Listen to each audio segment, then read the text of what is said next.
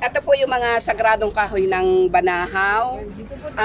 Ito po yung tinatawag na 10 elements.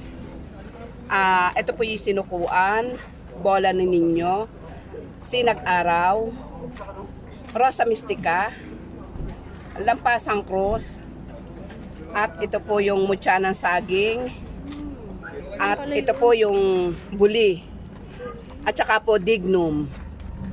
Ito po yung pang good health, pantaboy ng body spirits, at saka po pangkalahatan na to. Kaya po tinawag na 10 elements, at ito po ang pinakamabili po ngayon. May pangontra na din po ito, sama-sama na po yun. Sa COVID? COVID.